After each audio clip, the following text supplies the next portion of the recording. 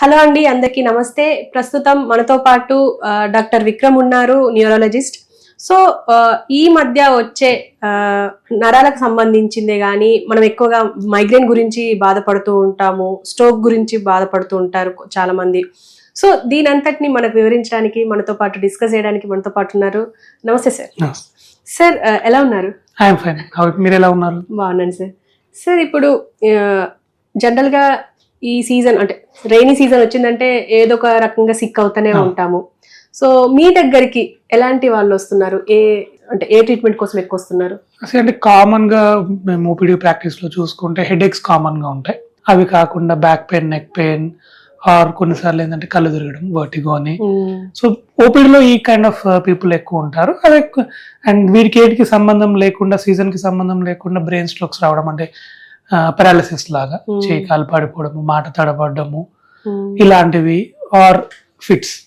So ఇవి major bulk of neurological cases అంటాం. ఇవి కాకుండా అంత ఫ్రీక్వెంట్ గా కాదు, కాకపోతే ఈ పార్కిన్సన్స్ అనే జబ్బులు కానివ్వండి, ఆల్జిమస్, డిమెన్షియా అనే జబ్బులు కానివ్వండి, spinal cord related problems, multiple sclerosis, neuropathies, so ఇవి కూడా ఫ్రీక్వెంట్ గానే చూస్తుంటాం.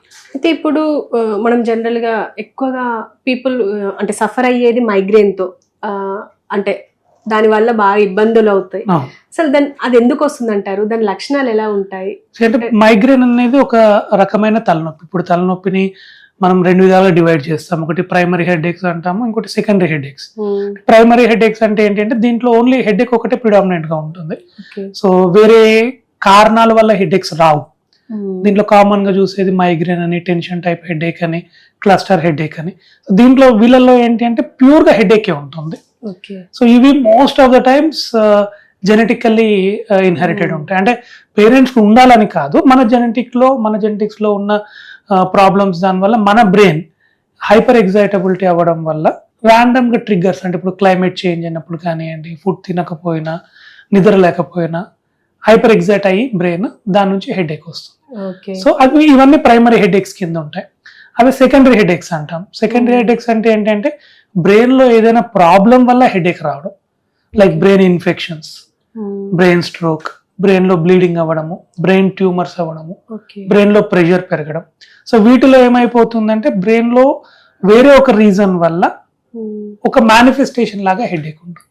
సో వీళ్ళల్లో ఎట్లా ఉంటుంది ట్రీట్మెంట్ అంటే హెడేక్ ని ట్రీట్ చేయాలా, ప్లస్ కారణం ని ట్రీట్ చేయాలి. ఇప్పుడు బ్రెయిన్ ట్యూమర్ ఉంది, ట్యూమర్ ని తీయాలా, ప్లస్ హెడేక్ కి మందులు పెట్టాలి. సో ఈ సెకండరీ హెడేక్స్ ఏవైతే ఉన్నాయో ఇవి కొంచెం డేంజరస్ హెడేక్స్. సో వీళ్ళని ఎట్లా ఐడెంటిఫై చేస్తామంటే లక్షణాలు దాన్ని బట్టి. అండ్ ఎట్లా డయాగ్నోస్ చేస్తాము అంటే స్కాన్స్. అదే మీరు నార్మల్ గా మైగ్రేన్ కానివ్వండి, టెన్షన్ టైప్ హెడేక్ అని, క్లస్టర్ హెడేక్స్ అని ఏవైతే ఉన్నాయో వేటికి ఎంఆర్ఐ అవసరం లేదు, అంటే స్కాన్ అవసరం లేదు. సో చెప్పే లక్షణాలు దాన్ని బట్టి అవి డయాగ్నోస్ చేస్తాం. వేరే సెకండరీ హెడేక్స్ కి మాత్రం డెఫినెట్ గా బ్రెయిన్ స్కాన్ అనేది అవసరం పడుతుంది. అండ్ దాని తర్వాత ఫర్దర్ గా ప్రాబ్లం దాన్ని బట్టి ఇన్వెస్టిగేషన్స్ ఉంటాయి. అండ్ ఇప్పుడు నేను మైగ్రేన్ గురించి మాట్లాడాను కాబట్టి, మైగ్రేన్ కి అంటే ఖచ్చితంగా లైఫ్ లాంగ్ ఉంటుంది అంటారా? దానికి ఏమన్నా క్యూర్ అయ్యే అవకాశం ఉందంటారా? సో ఫస్ట్ లక్షణాలు ఎట్లా ఉంటాయి మైగ్రేన్ ది అంటే టిపికల్ క్యారెక్టరిస్టిక్స్. తలనొప్పి ఒకవైపు రావడం కానీ, రెండు వైపులో రావడము, తలనొప్పి అట్లీస్ట్ ఒక 4 గంటలు, అంటే మెడిసిన్ వేసుకోకపోతే సేమ్ హెడేక్ 4 గంటల వరకు ఉండడం. హెడేక్ ఉన్నప్పుడు వామిటింగ్ సెన్సేషన్ కానీ, వామిటింగ్స్ అవ్వడం కానీ, దెన్ లైట్ కి సౌండ్ కి ఇరిటేషన్ ఉండడము, అండ్ ఆ టైంలో ఏదైనా పని చేస్తుంటే చేయబుద్ధి అవ్వకపోవడం, కామ్ గా రిలాక్స్డ్ ఒక ఎన్విరాన్మెంట్ లో ఉండడం. సో ఇవన్నీ మైగ్రేన్ లక్షణాలు. అండ్ ఇంకోటి ఏంటంటే హెడేక్ ఇస్ లైక్ థ్రాబింగ్, ఎవరో కొడుతున్నట్టు, సుత్తో కొడుతున్నట్టు, ఈ లక్షణాలు మైగ్రేన్ ఉంటాయి. సో వీళ్ళల్లో కూడా ఏంటి అంటే రకాలు ఉంటాయి. ఎపిసోడిక్ మైగ్రేన్ అంటాం, క్రానిక్ మైగ్రేన్ అంటాం. అంటే ఇవన్నీ ఎందుకు అంటే నెంబర్ ఆఫ్ హెడేక్స్, అంటే నెలకు ఎన్నిసార్లు తలనొప్పి వస్తుంది అనే బేసిస్ మీద ఎపిసోడిక్ అండ్ క్రానిక్ అంటాం. సో ఎపిసోడిక్ ఉందనుకోండి, ర్యాండమ్ గా ఒక 4 to 5 episodes of headache per month వస్తాయి. క్రానిక్ వాళ్ళకి ఎక్కువ ఉంటాయి. Over a period of 3 months more than 6 to 8 headaches per month. And వీళ్ళలో ట్రీట్మెంట్ అప్రోచ్ కూడా డిఫరెంట్ ఉంటుంది. సో ఈ మీరు ఇందాక అడిగింది హెడేక్ ఒకసారి మైగ్రేన్ ఉంటే లైఫ్ లాంగ్ ఉంటుందా అంటే నో, అది క్లియర్ కట్ గా చెప్పడానికి రాదు. ఎందుకంటే ప్రెగ్నెన్సీ ఇస్ లిటిల్ సేఫ్. ప్రెగ్నెన్సీలో హెడేక్స్ జనరల్ గానే తగ్గుతాయి, అండ్ ఏజ్ పెరుగుతున్న కొద్ది మైగ్రేన్ హెడేక్స్ నార్మల్ గానే తగ్గుతాయి. బట్ ఆ మధ్యలో వాళ్ళు వాళ్ళకు ఉండే ట్రిగ్గర్స్ వల్ల, వాళ్ళకు ఉండే రిస్క్ ఫ్యాక్టర్స్ వల్ల దాన్ని బట్టి హెడేక్ నెంబర్ పెరగొచ్చు, తగ్గొచ్చు. అంటే జెంట్స్ కి మరి అంటే మెన్ కి ఉమెన్ కి ఇద్దరికి రావచ్చు. బట్ ఉమెన్ కి కొంచెం రిస్క్ ఎక్కువ ఉంటుంది. ఎందుకంటే కొన్ని లైఫ్ స్టైల్ చేంజెస్ వల్ల, ఈ ఉపవాసాలు ఉండడము, టైంకి తినకపోవడము, దెన్ విటమిన్ డి లోపం ఒకటి, నిద్ర సరిగా లేకపోవడం ఒకటి, ఇంట్లో పిల్లల స్ట్రెస్ కానీ ఇవి కానీ, so and hormones most importantly, periods అప్పుడు కానివ్వండి, పీరియడ్స్ అయిపోతున్నప్పుడు కానివ్వండి. సో వీటి వల్ల ఏంటి అంటే కంపేర్ చేస్తే విమెన్ కి నెంబర్ ఆఫ్ హెడేక్స్ ఎక్కువ ఉంటాయి అండ్ మైగ్రేన్ కామన్ గా ఎక్కువ మందిని చూస్తుంటాం. ఓకే. అండ్ దీన్ని ప్రివెంట్ చేయాలి అంటే ఎలాంటి జాగ్రత్తలు తీసుకోవాలి అంటారు? సరే, నెంబర్ ఆఫ్ హెడేక్స్ దాన్ని బట్టి డిసైడ్ చేస్తాం. ఫర్ ఎగ్జాంపుల్ ర్యాండమ్ గా మంత్లీ ఒక 3-4 టైమ్స్ వస్తున్నాయి అనుకోండి, జస్ట్ హెడేక్ వచ్చినప్పుడు మెడిసిన్స్ చెప్తాం. అండ్ హెడేక్ ఎందుకు ట్రిగ్గర్ అవుతుంది అంటే మనం ఫుడ్ టైంకి తినకపోవడం వల్ల వస్తుందా, నిద్ర లేకపోవడం వల్ల వస్తుందా, హెడ్ బాత్ చేయడం వలన, పర్ఫ్యూమ్స్ వలన, క్లోజ్డ్ క్లైమేట్ లో ఎక్కువసేపు ఉండడము, ఆర్ ఎండకు వెళ్ళినప్పుడు. సో మనకు పడనివి ఏవి ట్రిగ్గర్ చేస్తున్నాయి, స్ట్రెస్, స్క్రీన్ టైం. సో అది ఐడెంటిఫై చేసుకోవాలి. అది ఎవరు ఇండివిజువల్ గా వాళ్ళే ఐడెంటిఫై చేసుకోవాలి. సో అవి కంట్రోల్ చేసుకోవాలి. At the same time medicines వాడాలి. If at all it is chronic అంటే ఎక్కువ వస్తున్నాయి అనుకోండి, అంటే మంత్లో ఒక 6 to 8 టైమ్స్ కంటే ఎక్కువ అవుతుంది అనుకోండి, వాళ్ళకు ప్రొఫైలాక్టిక్ మెడిసిన్స్ కింద డైలీ మెడిసిన్స్ పెడతాం. సో దానివల్ల ఏంటి అంటే అక్యూట్ మెడికేషన్స్ అంటే హెడేక్ వచ్చినప్పుడు తీసుకునే మందుల నెంబర్ తగ్గించవచ్చు. సో దానికోసమని వాళ్ళకి ప్రొఫైలాక్టిక్ మెడిసిన్స్ పెడతాం. అండ్ ఇప్పుడు మెడిసిన్సే కాకుండా కొత్త డివైజెస్ వచ్చాయి. అంటే కొందరికి మెడిసిన్స్ ఇష్టం ఉండకపోవచ్చు, ఆర్ఎల్స్ మెడిసిన్స్ వల్ల సైడ్ ఎఫెక్ట్స్ ఉండొచ్చు. సో అట్లాంటి వాటికి కొన్ని డివైజెస్ వచ్చినాయి, వేర్ కాన్సెప్ట్ రిమోట్ ఎలక్ట్రికల్ న్యూరోమాడ్యులేషన్ అని చేతికి పెట్టుకొని ఫోన్ యూజ్ చేసి ఆ నర్వ్స్ ని స్టిమ్యులేట్ చేసి హెడేక్ ని తగ్గించుకోవడం. అవి కొన్ని డివైజెస్ ఉన్నాయి. ఇంకొన్ని బొటాక్స్ అంటాం. సో ఒకేసారి ఇంజెక్షన్ తీసుకుంటే కొందరికి 6 నెలల వరకు కూడా హెడేక్స్ రాకుండా చూసుకోవచ్చు. సో ఇవన్నీ recent developments in headache management. Okay. And ఒకవేళ మంత్లీ ఒక్కసారి వస్తే ఈ మైగ్రేన్ హెడేక్ అంటే వాళ్ళకి ఎలాంటి ట్రీట్మెంట్? వాళ్ళకి ఓన్లీ హెడేక్ వచ్చినప్పుడు మెడిసిన్ వేసుకోమంటాం. సో సేఫ్ గా ఇప్పుడు పారాసెటమాల్ ఉంటుంది, అది మంత్లీ ఒక 10 మెడిసిన్స్ వరకు వేసుకోవచ్చు. బియాండ్ దట్ వాడొద్దు. ట్రెమడాల్ అనే టాబ్లెట్ ఉంటుంది, నాప్రోక్సిన్ అనే టాబ్లెట్ ఉంటుంది, రిజాట్రిప్టన్ అనే టాబ్లెట్ ఉంటుంది. అంటే వీటన్నిటికీ అవ్వకుండా తీసుకోవచ్చు అంటారా? తీసుకోకూడదు. ఎందుకు అంటే కన్సల్ట్ లేకుండా హెడేక్ వచ్చినప్పుడల్లా వేసుకుంటూ పోయినారనుకోండి, వీటి మోతాదు మించి వాడినారు, ఎగ్జాంపుల్ పారాసెటమాల్ నెలకి 10 కంటే ఎక్కువ వాడుతున్నారు అనుకోండి, హెడేక్ వచ్చినప్పుడల్లా వేసుకోవడం వల్ల మెడికేషన్ ఓవర్ యూజ్ హెడేక్ అంటాం. అంటే మందులు వాడడం వల్ల తలనొప్పులు వస్తాయి. సో మెయిన్ ఇంటెన్షన్ ఎందుకు కన్సల్ట్ అవ్వాలి, ఫాలోఅప్ లో ఎందుకు ఉండాలి అంటే ఆ మెడికేషన్ ఓవర్ యూజ్ హెడేక్ అనే స్టేజ్ లోకి పేషెంట్ పోవద్దు. అది వెళ్తే అది చాలా డిఫికల్ట్ ట్రీట్ చేయడం. సో అందుకనే కన్సల్ట్ అవ్వాలి అండ్ ఓవర్ ద కౌంటర్ ఎక్కువ మెడిసిన్స్ తీసుకోవద్దు. సేమ్ దాన్ని ప్రివెంట్ చేయడానికే నెంబర్ ఆఫ్ హెడేక్స్ ఎక్కువ ఉంటే ప్రొఫైలాక్టిక్ మెడిసిన్స్ కింద డైలీ మెడిసిన్స్ పెడతాం. ఇప్పుడు సయాటికా కూడా అంటారు, ఇప్పుడు మీరు దాన్ని ట్రీట్ చేస్తారా?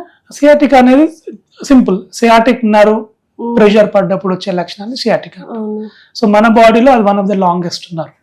సో నడుము దగ్గర నుంచి పాదం వరకు ఉంటుంది. సో దానికి వేరే వేరే కారణాలు ఉంటాయి.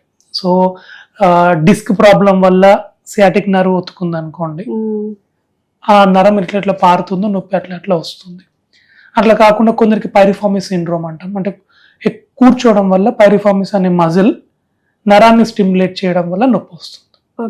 సో అది కూడా లక్షణాలన్నీ ఒకేలా ఉంటాయి. నడుము నుంచి పాదం వరకు ఒక సైడ్ లాగుతున్నట్టు అనిపించడము, స్పర్శ తగ్గడము, నొప్పి రావడము, స్లోగా మజిల్స్ వీక్ అవ్వడం, అంటే కాలు స్ట్రైట్ గా చేయలేకపోవడము, నడుస్తుంటే చెప్పులు జారిపోయినట్టు అనిపించడం, ఈ లక్షణాలు. బట్ కారణాలు వేరై ఉండొచ్చు.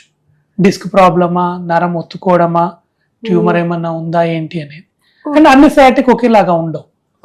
సో ఇప్పుడు పైరిఫార్మిస్ సిండ్రోమ్ అనే ప్రాబ్లం ఉంది, వాళ్ళలో నొప్పి కూర్చున్నప్పుడు ఎక్కువ ఉంటుంది. అదే డిస్క్ ప్రాబ్లం అనుకోండి, నడుస్తున్నప్పుడు పని చేస్తున్నప్పుడు పెరుగుతుంది. సో అది లక్షణాలు దాన్ని బట్టి ఏ కైండ్ ఆఫ్ ప్రాబ్లం అనేది చూడాలి. సార్ ఇప్పుడు ఫిజియోథెరపీలో వాళ్ళకి ఎక్సర్సైజ్ చేయించి అదంతా సెట్ చేస్తారు అని చెప్పేసి అంటారు. మీరు ఎలా చేస్తారు అంటే మీ కింద కూడా ఒక ఫిజిషియన్ ఉంటారంటారా? ఫిజియోథెరపిస్ట్ ఉంటారు, ఫిజియోథెరపీ హెల్ప్ అవుతుంది. బట్ బేసికల్లీ ఫస్ట్ ప్రాబ్లం ఏంటి, డిస్క్ ప్రాబ్లమా లేకపోతే నర్వ్ ఎంట్రాప్మెంట్ ప్రాబ్లమా అది చూసుకోవాలి. అండ్ నొప్పి ఎప్పుడైనా ఎక్కువ ఉన్నప్పుడు ఫిజియోథెరపీ అడ్వైస్ చేయం. పైరిఫార్మిస్ సిండ్రోమ్ ఉంది, దానికి treatment stretch exercises. So physiotherapist definitely will help. But first reason identify చేయాలా, రీజన్ ఐడెంటిఫై చేసిన తర్వాత then a kind of treatment ఎవరికి అప్రోప్రియేట్ గా ట్రీట్మెంట్ ఇస్తారని దాని తర్వాత డిసైడ్ చేస్తాం. ఓకే. అండ్ సార్ ఇప్పుడు సడన్ గా ఇప్పుడు అంటే సరిగ్గా పడుకోకపోవడం వల్ల మెడలు పట్టేసుకుంటూ అంటారు, అంటే సడన్ గా నడుము పట్టేసింది అని అంటారు, జస్ట్ ఇలా లేచాను నడుము పట్టుకుంది అని అంటారు, అది ఎలా జరుగుతుంది అంటారు? సో అది మన బాడీలో స్పైన్ పైన ప్రెషర్ పడకుండా చూసుకోవడానికి చుట్టూ కండరాలు ఉంటాయి. సో ఎప్పుడైనా మనం సడన్ గా వంగి లేచినప్పుడు కానీ బరువులు ఎత్తినప్పుడు కానీ డిస్క్స్ ని వెర్టిబల్ కాలమ్ ని ప్రొటెక్ట్ చేయడానికి మజిల్స్ ఉంటాయి. సో ఆ వాటిపైన ప్రెషర్ పడకుండా ఉండడానికి ఆ మజిల్స్ టైట్ అవి స్పాజమ్ లోకి పోతాయి. సో కామన్ గా నైట్ పడుకొని next day morning neck pain రావడము, సడన్ గా స్నానం చేసేటప్పుడు నడుము నొప్పి పట్టడము, ఆర్ఎల్స్ పడుకొని లేచినప్పుడు నడుము పట్టడము, కింద వంగి లేచినప్పుడు నడుము పట్టడం, ఇవి ఉంటాయి. సో అన్లెస్ అంటిల్ పెయిన్ నడుము నుంచి కాళ్ళకు రేడియేట్ అవ్వడము లేదా మెడ నుంచి చేతులకు రేడియేట్ అవ్వట్లేదు అంటే most likely that is the muscle spasm pain. So వాటికి just rest, muscle relaxant with physiotherapy will help. ఏ రకమైన స్కాన్స్ ఇనీషియల్ గా అవసరం లేదు, పెయిన్ రెస్పాండ్ అవ్వడం లేదు, నొప్పి నడుము నుంచి కాలుకి రేడియేట్ అవుతుంది, మెడ నుంచి చేతికి రేడియేట్ అవుతుంది, ఇలాంటివి ఉన్నాయనుకోండి దెన్ డెఫినెట్ గా స్కాన్ అవసరం. ఓకే, అంటే వీటన్నింటికి కొంచెం జాగ్రత్తలు పాటించి అన్నిటికీ ఎర్గోనామిక్స్ అంటాం. ప్రతిదానికి కూడా ఒక్కొక్క పర్టికులర్ ప్యాటర్న్స్, అంటే ఎలా కూర్చోవాలి, ఎలా పడుకోవాలి, వర్కింగ్ స్టేషన్ లో ఎట్లా టేబుల్ పెట్టుకోవాలా, సో ఇవన్నీ కూడా ప్రాపర్ గైడ్ లైన్స్ ఉన్నాయి. అంటే లిఫ్ట్ చేయడం, వెయిట్ లిఫ్ట్ చేయడము, అవన్నీ కూడా గైడ్ లైన్స్ ఉంటాయి. అంటే ప్రాపర్ పోస్చర్ లో లిఫ్ట్ చేసినప్పుడు, ప్రాపర్ పోస్చర్ లో కూర్చున్నప్పుడు మన స్పైన్ పైన ప్రెషర్ పడకుండా మనం చూసుకోగలుగుతాం. సార్ ఇప్పుడు మీ దగ్గరికి జనరల్ గా సాఫ్ట్వేర్ ఇంజనీర్లు వస్తుంటారు అనుకుంటా, ఎందుకంటే ఎక్కువగా కూర్చొని చేసే పనులు కాబట్టి, వాళ్ళ నుంచి మీకు ఎలాంటి అంటే రీజన్స్ కనిపిస్తాయి అంటే పెయిన్స్ కి కానీ? అంటే కామన్ ఇప్పుడు ఈ వర్క్ ఫ్రమ్ హోమ్ అని కానివ్వండి లేదా స్కెడ్యూల్స్, వాళ్ళ స్కెడ్యూల్స్ దాన్ని బట్టి ఎక్కువసేపు సిస్టమ్ మీద కూర్చోవాలి. సో మల్టిపుల్ కంప్లైంట్స్ తో వస్తారు. Neck pain, back pain, headaches, insomnia అంటే నిద్ర లేకపోవడం, ఆ నైట్ షిఫ్ట్స్ ఎక్కువ లేట్ అవ్వడము, ఓకే కొన్నిసార్లు పోస్చర్స్ దాని వల్ల వర్టిగో అంటే కళ్ళు తిరగడము. సో ఈ అన్ని స్పెక్ట్రమ్ ఆఫ్ పేషెంట్స్ వస్తారు. సో వాళ్ళకి ఫస్ట్ మేము ఇచ్చే అడ్వైజ్ ఏంటి అంటే బ్యాలెన్స్ చేసుకున్నాం వర్క్ ని ప్లస్ మన లైఫ్ స్టైల్ ని, అండ్ ప్రాపర్ ఎర్గోనామిక్స్ పాటించడం, అంటే కూర్చున్నప్పుడు ఎట్లా కూర్చోవాలి, సిస్టమ్ ఏ రేంజ్ లో ఏ హైట్ లో ఉండాలా, స్క్రీన్ టైం ఎంత పెట్టుకోవాలి, ఎవ్రీ హాఫ్ అన్ అవర్ కూర్చున్న దానికి ఒక 5 minutes లేచి నడవడము, స్ట్రెచెస్ ఎక్సర్సైజ్ చేసుకోవడము. సో ఇట్లా చిన్న చిన్న టిప్స్ తోటి ఏంటంటే అట్లీస్ట్ మన బాడీని మనం ఫిట్ పెట్టుకోగలుగుతాం. Okay sir, thank you very much sir. మీకు కూడా టైం అవుతున్నట్టుంది. Thank you very much sir.